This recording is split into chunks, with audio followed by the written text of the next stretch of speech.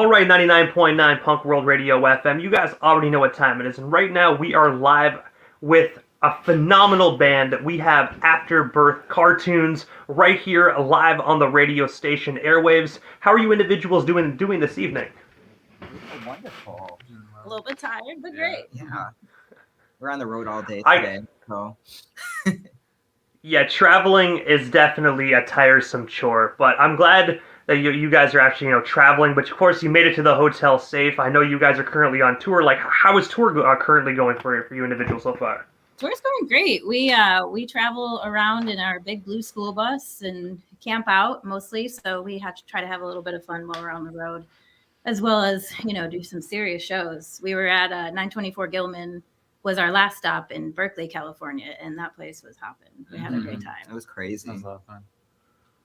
See, I know your fans obviously know about the big blue school bus, but me personally, I gotta ask, because honestly, I'm intrigued. How did you guys actually deck out a school bus as a tour bus? Because most individuals, either rent a van or they rent a tour bus. But it seems like you got everything nailed down with a blue school bus. I have to know, like, is it just a blue school bus, or do you have it decked out kind of like an RV? Yeah, so we kind of try to keep the school bus feel to it, but we have beds in it so we can sleep. We went down to the Mesa old school bus depot and picked up an old school bus because they were so much cheaper than vans. Like used vans were like $20,000, and a used school bus was a quarter of the price. Yo, that's kick-ass. I genuinely, I had to know, because I was like, once I heard the blue school bus, I was like, okay, now I'm just intrigued, because that's super cool. We call her Odyssey. We painted her, fun colors, but not too crazy. She's got a lift on her too, which is awesome for all of our gear. Loading everything. Yeah. Put some solar panels on, we're good to go. But I gotta take you guys to the beginning. Obviously, way before the big blue bus actually came into play. I gotta know the origin story behind Afterbirth Cartoons. Like, how did you three individuals come together as one to form this amazing band? Well, G and I actually kind of grew up together in Chicago. We weren't really friends, but we kind of had the same kind of like circle of people. Circle right? of friends. Yeah. And we moved out to Arizona, and kind of just met up with each other and started Afterbirth Cartoons. And we had another drummer before Jake, but then things happen, and we got a fabulous recommendation for Nathaniel here, and they joined the band almost a year ago. Almost, yeah, exactly. It's almost like a year ago Woo! Today, almost. Yeah, I was filling in for the last tour, and then I stopped filling in. I just stayed. We never let them leave. Yeah. Just kind of stuck around. Those are the best stories as well, because, like, even for instance, like Blink-182, like Travis wasn't even really their drummer. He filled in for a tour, and look at them now. So honestly, I always find the best, the fill-ins always become the best, like mainstay drummers, in my honest opinion. Less pressure when you're starting out, and like we played together maybe 4 or 5 times before we went on our first tour, which was kind of nuts, but we didn't need to play that much more. Nathaniel just kind of fit right in, and we got to know each other so well. In the school bus. Yeah. There's not much space, so we're BFFs now. And I have to ask, I know this is kind of a cliche kind of question, but you guys have such a phenomenal and very unique band name. Like, how did you guys choose the name Afterbirth Cartoons? Like, what came into play for that? Because I gotta say, it's a very unique, but I absolutely love the name. It's catchy. Thanks. It's a play on an William S. Burroughs character from Naked Lunch. So the character is Placenta Juan, the Afterbirth Tycoon. And we actually played around with that as a band name for a little bit, but it was such a mouthful. And we don't want to be tycoons. We'd much rather be cartoons. So we kind of switched it to Afterbirth Cartoons. And we love it.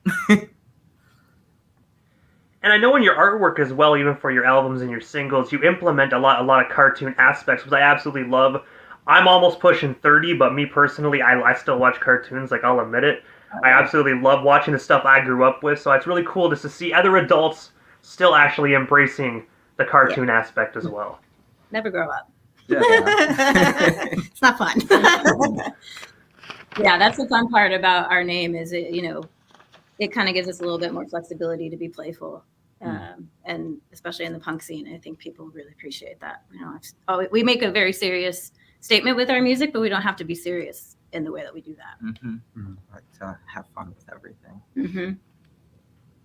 And October 26th of 2020, you released the 4-track EP titled 1939. Now, looking back on that project, can you tell us a bit more about that album? And of course, how do you feel your music has evolved from this album leading up to today in 2023?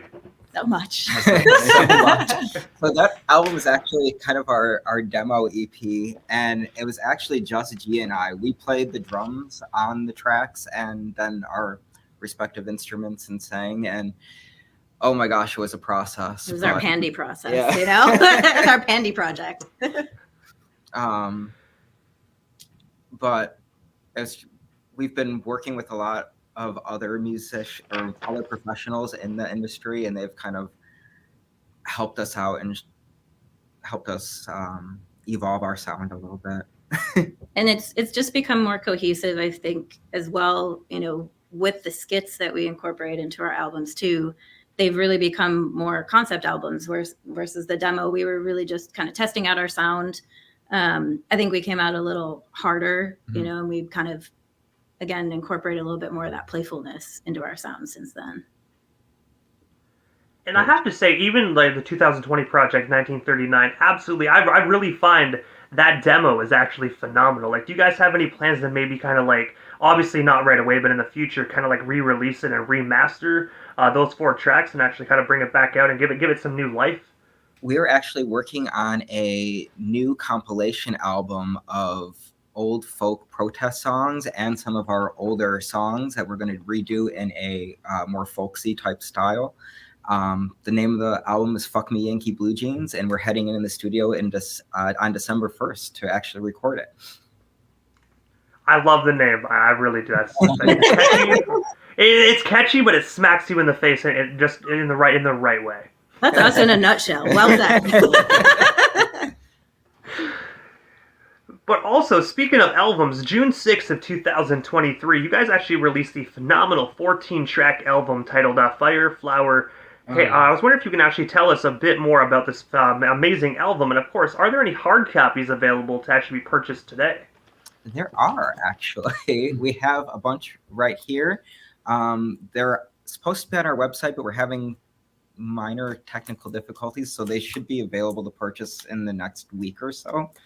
But anyway, Fire Flower is our latest record, and it's a concept of just kind of hanging out with your friends and smoking weed and playing video games all day, and kind of the shenanigans you get up to during that day, and we kind of try to turn that into songs and skits. Sounds like a damn good time.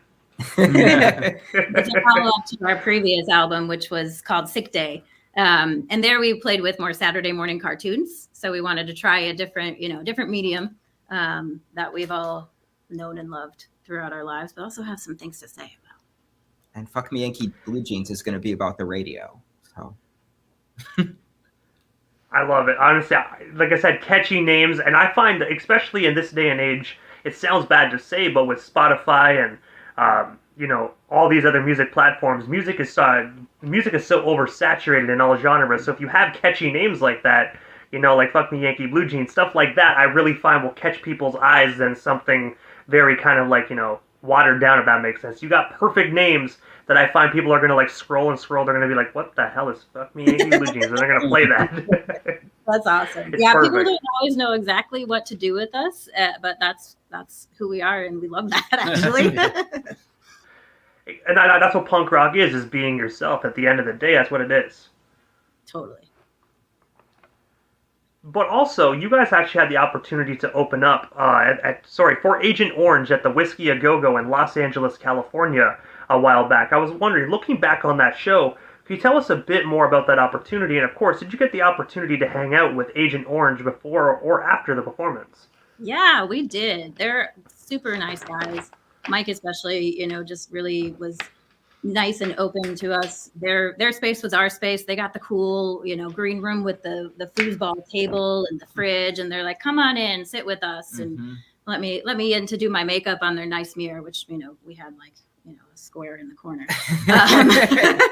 But they were great, and stuck around for our set, cheered us on. We were talking after the show and everything while we were loading in. It was a really special experience. Very for special. us. Yeah, it was great. First of all, we were on that stage, on the Whiskey A Go Go stage. We were even sitting in the bathroom like, so many people have done drugs here. This is amazing. Just everything about that building, seeing our name, on the marquee as we pulled down the Sunset Strip, like parking the bus out front. We'll never forget that. And the house was rocking. The pit was amazing. I definitely got my fat lip. But yeah, and everyone, it was really just a nice supportive experience. We've always found, so many bands, especially those that have been around for a little while, have always been, really nice to us and super supportive and taking us under our wing and encouraging us. So it was really nice to have that experience with Mike and the Agent Orange band. It was a blast. I actually fell asleep after our set backstage a little bit, and I woke up and they were all around me. I was like, "Oh, hey guys, I gotta wake up now." It's all to the point where you're like, somebody pinch me, and I do not fully know if I'm dreaming or if I'm awake right now. Exactly. 100%. But hey, at the end of the day, that's a perfect way to wake up. I mean, at the end of the day, at least you didn't wake up to an empty, dark, dressing room. You got to wake up and see everyone right there. So at the end of the day, you woke up at the right time. I did, definitely. I was just so exhausted. But when we're still on the topic of concerts and whatnot and shows, and October 20th, you will be performing at the Double Down Saloon out there in Las Vegas, Nevada. I was wondering, what can the fans actually expect from this up-and-coming performance? And of course, where can we actually snag ourselves some last-minute tickets if we haven't already done so? Yeah, so you can get any tickets. You can show up at the door, or you can buy them on the Double Down's website. But there definitely should be a few tickets at the door, not too many, but a few left if you're a last-minute person like many of us are. We played the Double Down last year, actually on one of our early tours when we were just starting to tour. And again, they were super supportive, made sure we had everything that we need, and the scene was really great. So we're coming back again. We're gonna have a crazy set. Yeah, we might have a new song. Oh, We did play some new music when we were at 924 Gilman earlier this week. We may give it another go. We'll see what kind of mood we're in. We're still toying with it, but it's coming along nicely.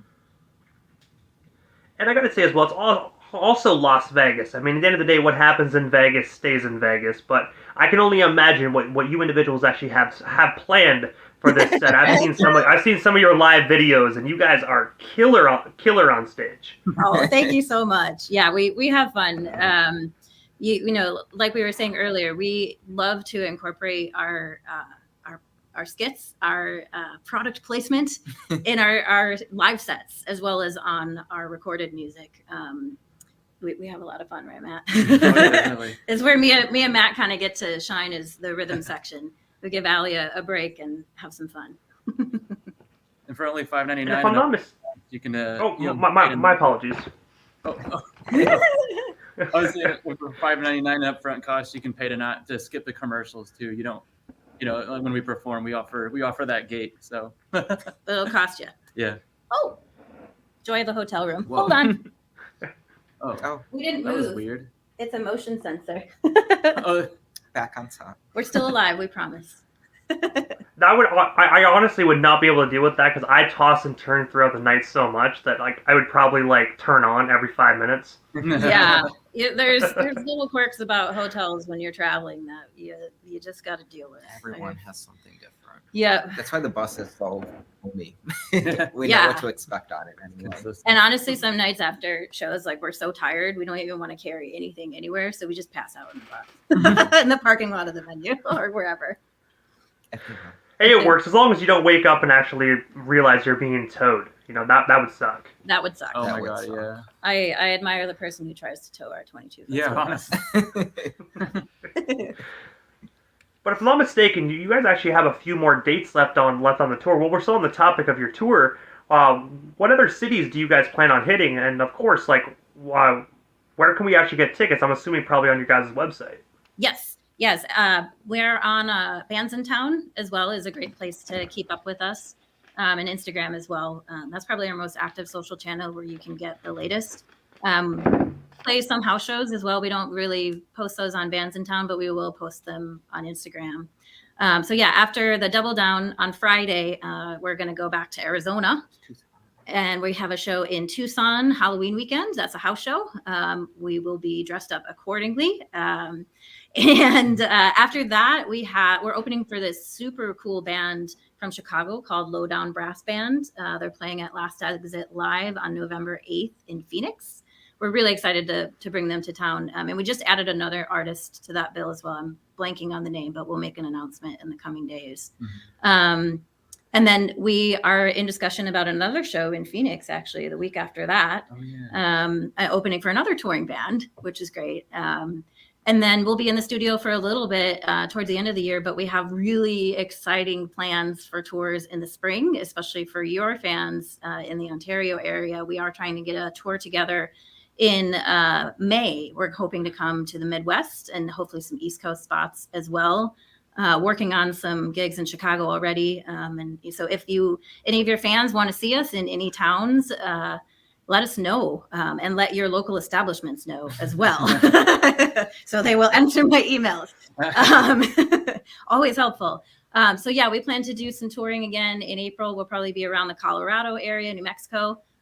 We haven't gotten out there to see our fans yet, and we've got some great numbers out there. So looking forward to seeing you all. And then we'll be in probably Minnesota, Illinois, Wisconsin, and then we're going to do our best to come up to Canada to see you all. We'd love to play. We're supposed to do BC. I gotta say. Yeah, we didn't make it up to Vancouver on our last tour, so we owe you one. Yeah. If you come down to Canada, I will definitely be there. I gotta say, I definitely love what you guys are doing music-wise. So I'll definitely try my best to be in the pit at the guardrail. I normally have luck I normally have luck being front row at the guardrail, so I'll be there. We appreciate you.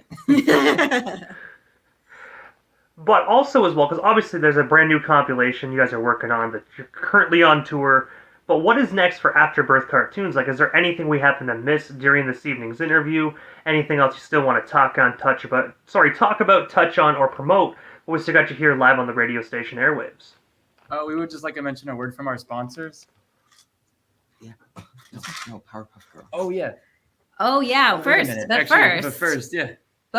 the news. And then you have to suffer through the sponsor message. Yeah. What is it for Halloween? We're releasing our cover of the Powerpuff Girls theme. Since it is for a Halloween show, we are all dressing up accordingly as the Powerpuff Girls, as a Buttercup Blossom and myself as Bubbles. Yeah, we have a blast playing that song. So, but before anything else, we need to interject with a word from our sponsor. Are you ready for this? Hey, kids. I'm ready, let's do it. The Sugar Slanger. Kids love the fructose taste of Sugar Mills Loopy Loops. I'm hooked. With 600 times your daily recommended dosage of glucose and 10% your daily amount of riboflavin, it's sure to keep your kids hyper and healthy.